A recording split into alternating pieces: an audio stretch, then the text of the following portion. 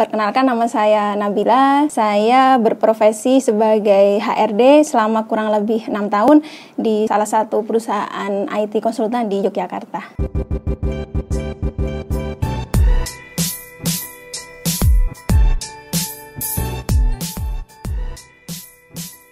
Di awal sebelum kuliah, saya memang memilih jurusan psikologi gitu. Jadi dari teori-teori psikologi yang saya dapat di perkuliahan, kok saya tertarik nih sama salah satu bidang psikologi yang lebih berkonsentrasi gitu ya, yaitu psikologi industri dan organisasi.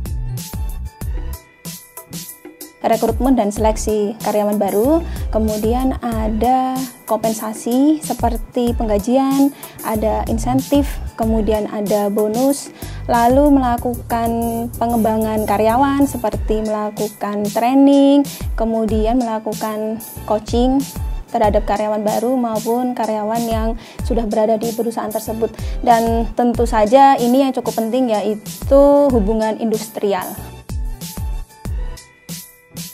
Banyak yang masih menyamakan dari sisi HR dan sisi HRD gitu. Kalau untuk HR sendiri adalah human resource, posisi ini lebih berkecimpung di administratif.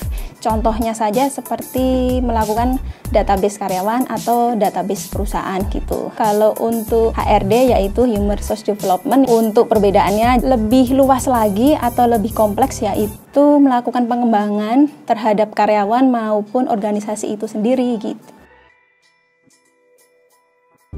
Isinya padat, jelas, berisi gitu ya, tidak bertele-tele, kemudian penjelasannya kemana-mana gitu. Menyantumkan pengalaman-pengalaman pekerjaan sebelumnya atau pengalaman organisasi, ini juga cukup penting. Kontak referensi ini juga jangan lupa dicantumkan. Desain CV ini juga yang bikin menarik HRD gitu ya, untuk melihat kok menarik sih gitu. Baru nanti kita lihat isinya. Kemudian dari penulisannya, jangan sampai deh ada penulisan kata atau typo gitu ya. CV ini kan menggambarkan kita pribadi gitu ya. Kita kalau sampai salah menggambarkan diri sendiri, bagaimana kita ibaratnya mengontrol orang lain gitu, diri sendiri kita aja kurang benar. Ini pun yang masih sering dilakukan oleh pelamar-pelamar di luar sana. CV yang efektif dan efisien paling banyak gitu deh 2 halaman gitu.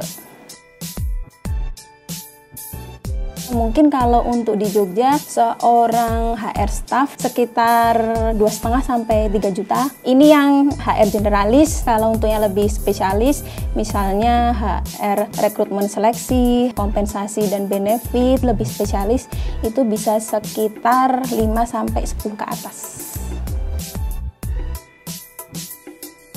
Karyawan atau personil perusahaan itu berintegritas tinggi, kemudian dapat bekerja sama dengan tim, dapat berkomunikasi dengan baik, berinovasi, kreatif, dan selalu melakukan continuous improvement ya, yang berulang-ulang gitu. Gimana caranya?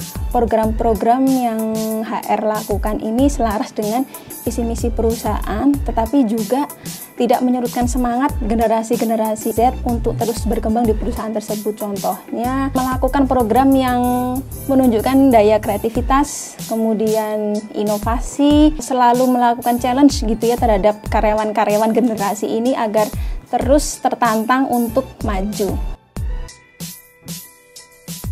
Pertama adalah teruslah belajar, kemudian yang kedua teruslah mencari info-info di luar sana. Lalu yang ketiga, jangan lupa mengikuti pelatihan-pelatihan atau sertifikasi yang berkaitan dengan HRD. Ada beragam pelatihan nih yang bisa teman-teman ikuti di website suhu.co.id.